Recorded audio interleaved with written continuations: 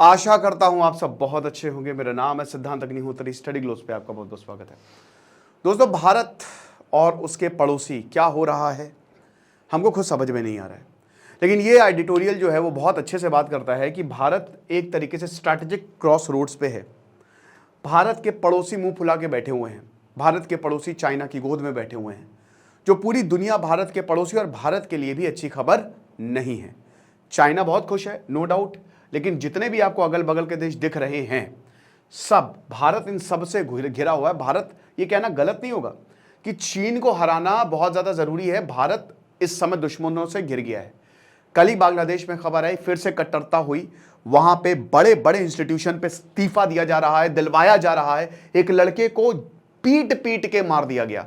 तो हमको ये समझना पड़ेगा कि इस समय चाइना को हर हाल में रोकना है और भारत का दबदबा बढ़ाना है। लेकिन क्या ये इतना आसान होने वाला है? तीन मेन प्रॉब्लम्स की हम बात करेंगे, और उससे पहले हम ये बात करेंगे कि किस तरीके से भारत ने अपने नेबर्स को खो दिया, और अगर भारत को इससे पार पाना है, इन सबको कंट्रोल तो नहीं कह सकते, लेकिन हाँ, अपनी अगर पैठ जमानी है तो क्या करना पड़ेगा। लेकिन उससे पहले आपको जो करना है, पॉर्न एडिक्शन खत्म कर देंगे आपका। जब आप लेवल 3 में जाएंगे आपका दिमाग डीप्रोग्राम हो जाएगा। क्लास शुरू हो चुकी है कल से, बिल्कुल भी लेट मत करिए। हमारे ऐप स्टडी ग्लोस को नहीं तो वेबसाइट को विजिट करिए, आपको बहुत ज़्यादा फायदा होगा। दोस्तों, चैलेंज कूपन कोड आप यूज़ करेंगे, आपको वैसे ही बहुत सस्ते में ये कोर्स हम दे रहे हैं, सिर्फ 500 रुपये में। तो हर दिन एक नई टेक्निक, एक तरीके से साइकोलॉजिकल कोर्स है, देर मत करिए। तो सबसे पहली बात देखिए, इस समय भारत जो है वो, भले ही वॉर तो नहीं चल रही है, लेकिन प्रॉक्सी वॉर तो चल ही रही है ना।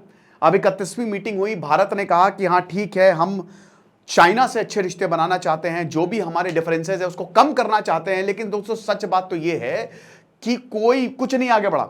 31वीं बार भारत चीन मिले, अभी भी चाइना उन मिलिट्री स्टेशंस पे बैठा हुआ है, पीछे हटने को तैयार नहीं है, और लगातार वो स्ट्रांग करता जा रहा है अपना जो स्टेशन है। साथ ही साथ ये जो बात हुई ना, इससे कोई नतीजा नहीं निकला, ये फिर बेनतीजा रही। और ये साफ पता चल गया है कि चाइना कितना भी कुछ बोल ले, सच्चाई ये है कि वो पीछे हटने वाला नहीं है।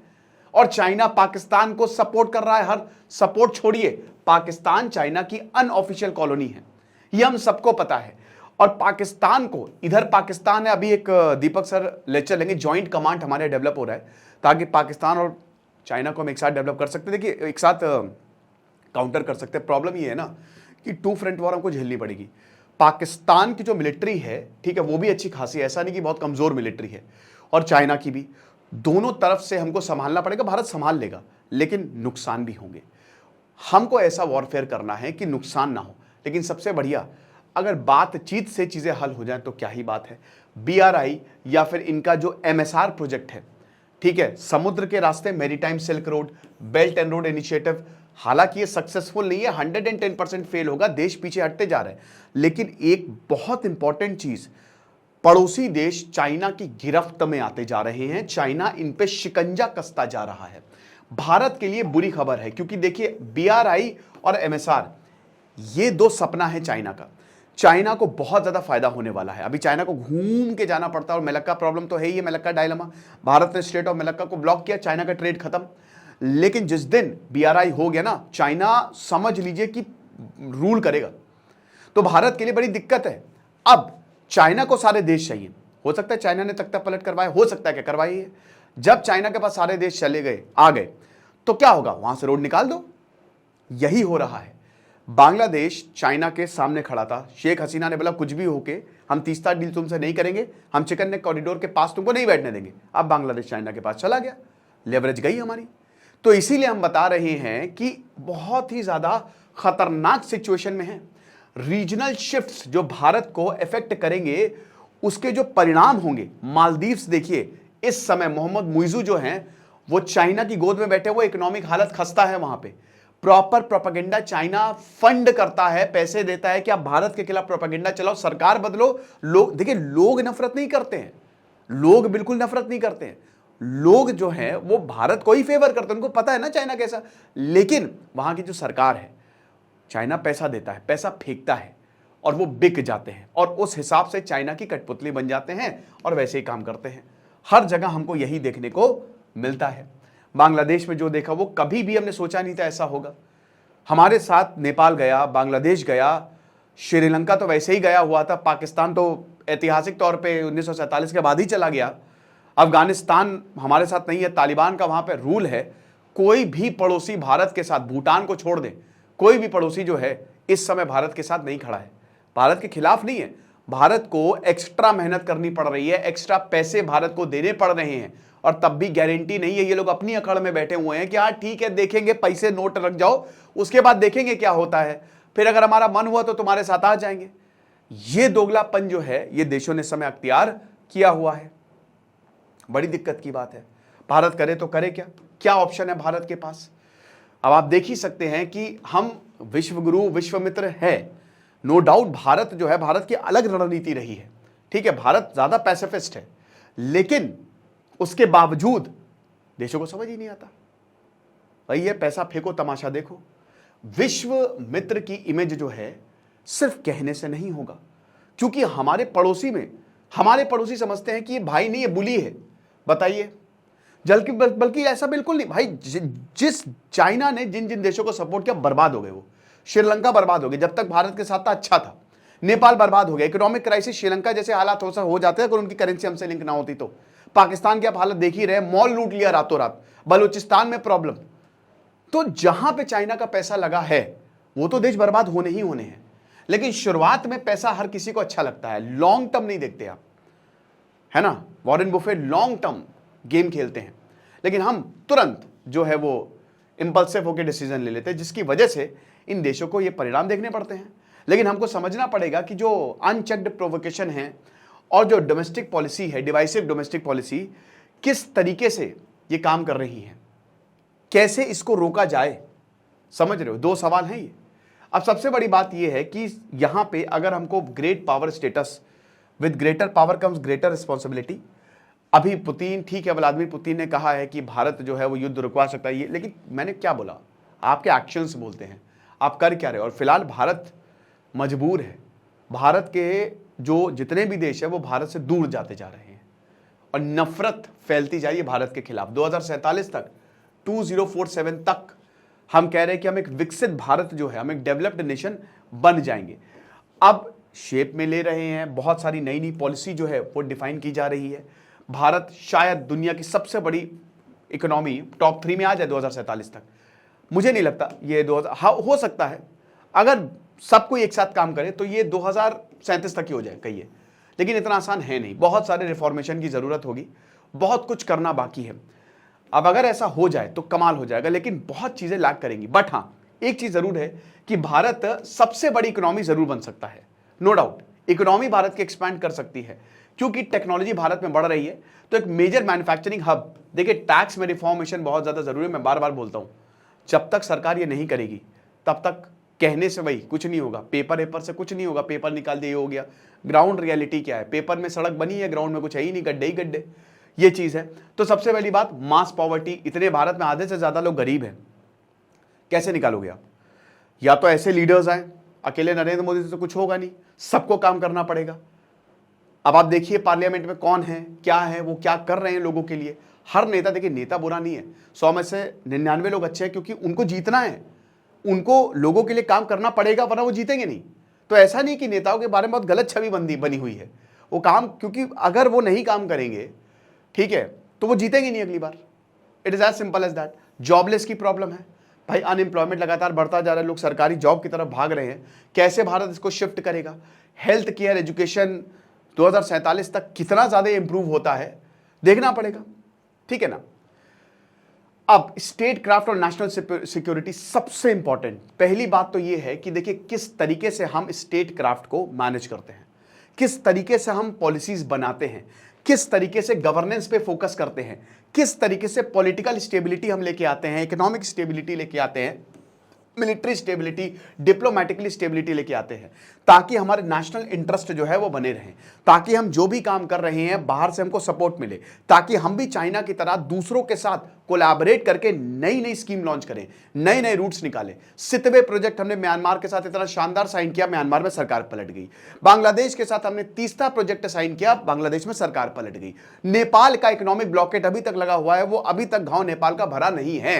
तो हमको ये समझना पड़ेगा, अफगानिस्तान को गेहूं देने के लिए हमको पाकिस्तान के सामने बोलना पड़ता है कि भैया थोड़ा सा गेहूं दे दें। पाकिस्तान कहता वहां के लोग मर रहे तो गेहूं नहीं, तो हमको फिर ईरान जाकर गेहूं देना पड़ता है। तो ये मान के चलिए कि इन सब चीजों पे पहले भारत को काम करना पड़ेगा। और सबसे बड़ी बात, भारत को पेपर्स बनाने पड़ेंगे, भारत को प्रॉपर स्ट्रैटेजी बनानी पड़ेगी, भारत को स्टेप बाय स्टेप चलना पड़ेगा। इंटरनल थ्रेट्स भी हैं, नक्सल की प्रॉब्लम अभी तक सॉल्व नहीं हुई है, मणिपुर में हालात बहुत ज्यादा बेकाबू है। आज ही चीफ मिनिस्टर के घर पर रॉकेट लॉन्चर से हमला किया, फॉर्मर चीफ मिनिस्टर थे। और एक्सटर्नल थ्रेट तो है ही है। ISI बस इसी तर्ज में रहती है कि जब कहीं पे भी इंसर्जेंसी, हम पैसा लगा देंगे। खुद के पास, उनके देश के पास खाने को नहीं है। कराची में आप देख लीजिए, मॉल लुट जाता है। इसका मतलब यह कि वहां के लोग बर्बाद हो चुके हैं, कुछ नहीं है उनके पास, ऐसे हालात हैं। लेकिन फिर भी जो भी पैसा है वो दूसरों को बर्बाद करने में पाकिस्तान लगाएगा, क्योंकि पीछे चाइना खड़ा हुआ है। तो सबसे पहली बात तो यह है कि मॉडर्न स्टेट क्राफ्ट में हमको जाना पड़ेगा। अब इसमें क्या है? Technology, STEM, science, tech, engineering, mathematics. क्या भारत इतने सारा पैसा इन चीजों पे लगाता है? हमको देखना पड़ेगा कि हम किस तरीके से जा रहे हैं। लोगों को देखिए, लोग क्या फॉलो कर रहे हैं। वो साफ क्लियर है कि भारत में स्टेम को लेकर कुछ है ही नहीं, ना साइंटिफिक टेम्परामेंट है। फालतू बकवास ऐसे विकसित नहीं होंगे हम, समझ लीजिए। 2047 तक अगर आपको विकसित होना है तो अमेरिका और चाइना के अप्रोच में जाना पड़ेगा। डेन जियाओपिंग ने जो 1980s में किया था, भारत के लीडर को वही करना पड़ेगा, तभी चीजें बदलेंगी। बोलने से कुछ नहीं होने वाला, ठीक है ना। तो यहां पे डिप्लोमैट, सोल्जर्स और इकोनॉमिस्ट को गाइड करना is very very important. Bharat को तगड़े रिफॉर्म लाने पड़ेंगे। फार्म लॉज में बहुत सारे ऐसे पॉइंट है जो मैं सपोर्ट में था और बहुत क्रांतिकारी थे वो पॉइंट्स। क्या हुआ? नहीं हो पाया। क्यों? सरकार कहीं ना कहीं सामंजस्य नहीं बना पाई किसानों के साथ, और वो फार्म लॉज वापस लेने पड़ गए। यही दिक्कत है। सरकार को समझना पड़ेगा, उनको ईगो को साइड में रखना पड़ेगा। सरकार बहुत अच्छे पास करती है, ठीक है, बहुत बढ़िया रहते हैं। तो नरेंद्र मोदी को ये समझना चाहिए कि वो लोगों के पास जाए, उनको समझाएं कि ये प्रॉब्लम ही सॉल्व होगी। क्योंकि जब तक आप संवाद नहीं करोगे, जितना ज्यादा नेता जनता से जुड़ा रहेगा, उतना ही ज्यादा जनता उसको प्यार देगी। ये सिंपल सा गणित है। पॉलिटिशियन बॉलीवुड स्टार्स की तरह नहीं होते कि वो भाड़ में जाए जनता अपना काम बनता नहीं। पॉलिटिशियंस का काम होता है, राजनेता, राज करना है। किसके ऊपर राज करना है? उनको देश चलाना है। और अगर देश चलाना है तो उनको जनता से संवाद करना पड़ेगा, जनता के बीच में जाना पड़ेगा। जितना ज्यादा राहुल गांधी को इतनी अच्छी सीट्स क्यों मिल गई कांग्रेस को? क्योंकि वो जनता के बीच में गए। नरेंद्र मोदी जनता के फेवरेट हैं, ठीक है, तो इसलिए। लेकिन अभी कम सीट मिली, क्यों? कहीं ना कहीं जो पॉलिसी वो जनता के खिलाफ कुछ पॉलिसी। तो मेरा कहने का मतलब यही है कि हमको क्लियर मैसेज देना पड़ेगा जो डिप्लोमैट, सोल्जर्स और इकोनॉमिस्ट को गाइड करे। डॉक्यूमेंटेड स्ट्रैटेजीज पे काम करना पड़ेगा, कॉन्टिंजेंसी प्लान बनाने पड़ेंगे, रिसोर्स एलोकेट करने पड़ेंगे, और जो भी इमर्जिंग थ्रेट्स उनको निपटना पड़ेगा। और सबसे बड़ी बात देखिए, बहुत इंपॉर्टेंट है, आज cyber threat, low intensity terrorism, hybrid warfare, ये सब है इनोवेटिव अप्रोच। आज आप देख लीजिए, यूं हैकिंग होती है, यूं 2 मिनट के अंदर हैकिंग हो जाती है। क्यों? आप जाके देखिए, कभी सर्वर नहीं आ रहा है, कभी कुछ नहीं आ रहा। हम उसी पुराने ढर्रे पे वही विंडोज यूज कर रहे हैं, वही। अपग्रेड हुई है हमारी सरकार? बिल्कुल नहीं हुई है। आप ऐसे में कैसे चीजों को काउंटर करेंगे? जहां चाइना में स्कैन करिए, बस स्टेशन, वहां पे एयरपोर्ट से भी जबरदस्त है, स्कैन करिए, काम हो जाएगा आपका। चाइना इतना डेवलप्ड है, जिस दिन आप चाइना जाएंगे ना, भूल जाएंगे भारत को। बहुत डेवलप्ड है, हाईली डेवलप्ड। इसीलिए तो वहां की जनता वहां पे रेवोल्यूशन नहीं कर रही है। उन्होंने साइंस में बड़ी मेहनत की, अभी भी कर रही है वो, ठीक है। लेकिन हम क्या कर रहे हैं? हमको समझना पड़ेगा। हम पूरी तरीके से अमेरिका पे डिपेंडेंट है। गूगल डूबा, हम डूबे। व्हाट्सएप गया, हम गए। समझ रहे हो? चाइना नहीं, चाइना ने सब अपना बनाया हुआ है, और हम पूरी तरीके से अमेरिका से जुड़े हुए हैं। ये डेंजरस है। हमको अपनी चीजों पे काम करना पड़ेगा, और ये तब होगा जब सरकार बहुत अच्छी रणनीति लाए, बहुत फेवरेबल एनवायरनमेंट एंटरप्रेन्योर्स के लिए क्रिएट करे, ठीक है। वो कौन था अभी CEO, कौन सी कंपनी का था, उन्होंने सुसाइड कर लिया हरासमेंट की वजह से। कैफे कॉफी डे बता रहे, टैक्स अथॉरिटी उनको, वो अब हालांकि 2-3 साल पहले की न्यूज़ है, लेकिन कैफे कॉफी डे के बताते थे कि टैक्स अथॉरिटीज हमको हरास करती थी, ये नहीं होना चाहिए। एंटरप्रेन्योर्स को बहुत, यही आपकी इकोनॉमी चलाते हैं, और जितना ज़्यादा इनको आप बढ़ाएंगे उतना ज़्यादा भारत में टैलेंट बढ़ेगा, ठीक है। तो ये हिसाब किताब है। तो it is very much important, it is very much important कि अब उसके बाद जो अब तो चलिए, तो बात होगी, फिर नेबर्स की बात करते हैं। हम नेबर्स की बात करें तो हम देखिए, हमारे नेबर्स जो है ना वो नालायक है। आप यही एक वर्ड, नालायक, किसी काम के, वो अपने लोगों को बर्बाद कर देंगे, पूरी तरीके से बर्बाद कर देंगे। पाकिस्तान में अगर आप लोगों से पूछो ना, मैं लिख के कहता हूं 70 से 80% लोग बोलेंगे भारत से मिला लो हमको। 70 से 80 पर अगर आप एक सर्वे कर लो, पाकिस्तान के मैक्सिमम लोग ये बोलेंगे कि भाई हम भारत के साथ दोबारा मिलने को तैयार हैं, ठीक है। उनकी सरकारें नहीं मानेंगी, और ये आप किसी भी देश से पूछ लो, यही है। तो आप अभी जैसे चाइना और पाकिस्तान न्यूक्लियर आर्म्ड है, अब देखिए इनके टेरिटोरियल एम्बिशंस है। पाकिस्तान कश्मीर पे नजर गड़ाए हुए है, चाइना तो हर किसी पे नजर गड़ाए हुए है। तो हमको समझना पड़ेगा कि देखिए हमारे पास पैसे लिमिटेड है, बहुत पैसे नहीं है, डेफिसिट है हमारा चाइना के साथ, स्ट्रैटेजिक हेरिटेज है, लेकिन फिर भी करंट स्टेट ड्राफ्ट और मिलिट्री स्ट्रैटेजीज जो हैं वो अभी इफेक्टिव नहीं हुई है। जम्मू में अटैक हुए ना, एक कहीं ना कहीं डेटरेंस फेलियर हमको देखने को मिला है। अब नेशनल सिक्योरिटी और जो स्ट्रैटेजिक डिसीजन मेकिंग है, ये हमारे पॉलिसी मेकर्स के ऊपर है, और सबसे इंपॉर्टेंट इसी को ही हमको मारना चाहिए।